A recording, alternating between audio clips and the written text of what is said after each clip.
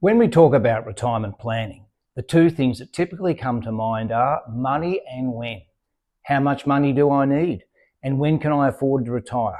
And I reckon that's how most of us see it, right? And to be fair, those are really important questions because nobody wants to get to retirement and discover they haven't got enough money to live the life they want. But here's the thing. What if those are the only questions you need to answer to retire, but not the actual questions you need to answer to enjoy retirement? Because retirement isn't just about leaving work, it's about what happens after you leave work. And that's something I think we sometimes overlook. So with 18 months of full-time retirement, with an additional 12 months of semi-retirement under my belt, I'm going to share with you how I now see retirement planning, with both the benefit of hindsight and real-life experience, which may assist any of you that haven't factored in what else is involved beyond those two initial key questions, which, yes, was definitely the case for me. For decades, we've been conditioned to think about retirement as a financial destination typically based around paying off the mortgage, getting plenty into your retirement fund, building your savings, working out your income in retirement, and as well as picking a retirement date. And finally, then the big day arrives and you retire. But what happens the day after? Who are you when you're no longer working? What happens to your health? What are you actually going to do with all that time? And who are you going to spend it with? These questions don't necessarily show up in a retirement calculator, but they can have an enormous impact on whether you actually enjoy your retirement. And that's why I think there's a big difference between planning for retirement and planning for your retirement. So based on my experiences, I want to look at 5 things I think are worth thinking about before you retire. And yes, money is one of them, but it's certainly not the only one. So on that note, let's start with the obvious one, because yes, money matters. And there's no point pretending it doesn't. Having enough money gives you security, choices and freedom. And I think everybody approaching retirement should have a reasonably good understanding of where they stand financially. As I don't want money to be the focus of the video, nor is this advice, I'm not going to go into a lot of detail, but a key financial consideration is, what sort of retirement do I actually want my money to fund? Because there's a big difference between saying I've got enough to retire and saying I've got enough to live the retirement I want.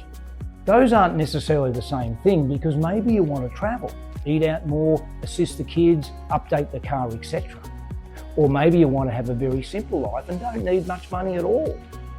The point is that your financial plan should support your retirement, not someone else's idea of retirement. So yes, plan the money, get the professional advice, absolutely. But don't stop there, because you can be financially ready to retire, but still be completely unprepared for retirement. And that's where things get interesting. One of the biggest changes retirement can bring isn't just to your bank account, it's actually to your identity. For most of our adult lives, work gives us an identity almost automatically. When someone asks, "What do you do?" you know exactly what to say. You're a teacher, a builder, manager, business owner, whatever. And that job doesn't just provide income. It can provide status, purpose, routine and responsibility. And sometimes a sense of importance. Then you retire and suddenly you're just you. Now, I don't necessarily think we lose our identity when we retire, but we can lose the identity that work provided for us. And that can take some getting used to.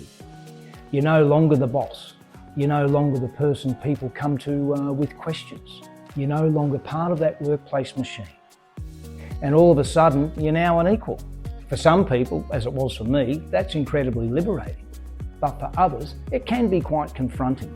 So I think retirement planning should include asking yourself, who am I when I'm no longer what I used to do? And that's something you can start thinking about long before you actually retire, which in my case, with the benefit of hindsight, sure would have been useful. Because identity can be wrapped up in your job, whereby retirement can feel like you've lost something much bigger than a paycheck. This is something I think we sometimes leave too late, and that's our health. And I'm not talking about becoming obsessed with fitness or trying to live forever. I'm talking about being realistic about the condition you're going to enter retirement in. Because here's the thing about retirement. You can have the money, the time, all the bucket list plans. But if your health isn't cooperating, your ability to enjoy any of those things can change very quickly. And this is why I think health planning needs to start before retirement and not when you retire. And I guess if there was one aspect of retirement planning that I got right or close to it, then it's definitely this one. And what I mean by that is going for checkups, looking after myself, listening to my body, and I guess just being proactive with my health. And thankfully I didn't find myself in a situation where I was dealing with things I had been putting off. Because one of the great misconceptions about retirement is that we'll somehow become healthier simply because we have more time. And maybe for some, if you say factor stress into the equation, that can be the case. But retirement doesn't magically fix years of neglect. And this is why I've come to think about retirement in three parts. Money gives you security, time gives you freedom, health gives you the ability to enjoy both. And if one of those three things is missing, retirement can look very different. So my motto on this is, instead of just asking, will I have enough money to retire? Ask, will I be healthy enough to enjoy the retirement I've planned? And this brings me to perhaps the biggest question of all.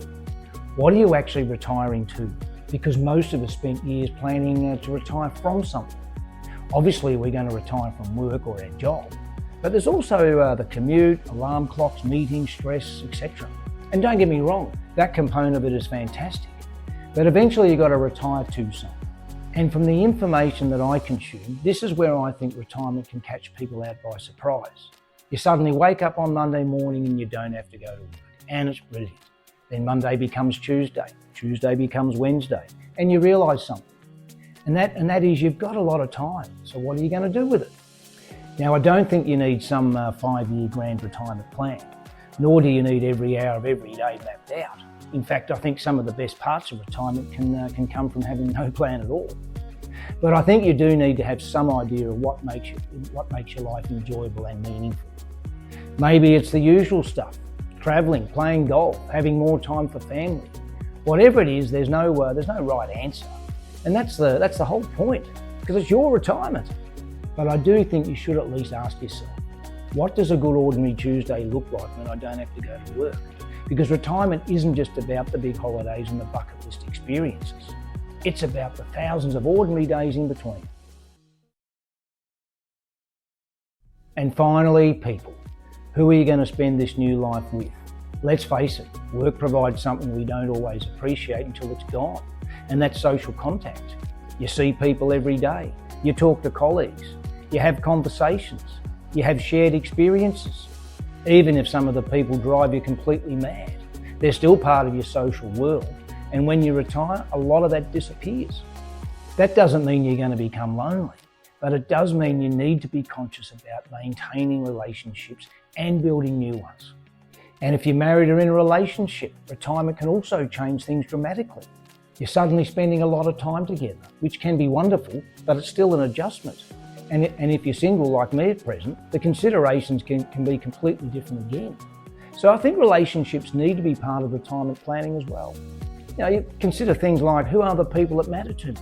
Who do I want to spend more time with? This is a really important one. Who else in my new world is a fellow retiree? Who have I lost touch with? And perhaps most importantly, what am I going to do to make sure my social world doesn't shrink simply because my working world has disappeared? Because retirement is freedom, but freedom is much more enjoyable when you've got people to share it with. So when we talk about retirement planning, yes, plan the money, absolutely, but don't stop there. Think about your identity, your health, what your everyday life is going to look like. And think about the people you're going to share it with. Because retirement simply isn't the moment you stop receiving a paycheck. It's the beginning of a completely different phase of your life. And I think that's why there's an important distinction between planning for retirement and planning for your retirement. The first one is about getting financially ready to stop working. The second is about getting ready to actually live the life that comes afterwards. And perhaps that's the biggest piece of retirement planning that gets overlooked. So if you're approaching retirement, don't just ask, can I afford to retire? Also ask, am I ready to retire? Because they're two very different questions. And after being retired for a while now myself, I'd say they're both worth answering. So guys, what are your thoughts on all of this? Is this how you see the retirement planning journey, or do you have a different view on it? Leave a comment below, because I'd be genuinely keen to hear your thoughts. Thanks as always for watching. I'll see you in the next one, and bye for now.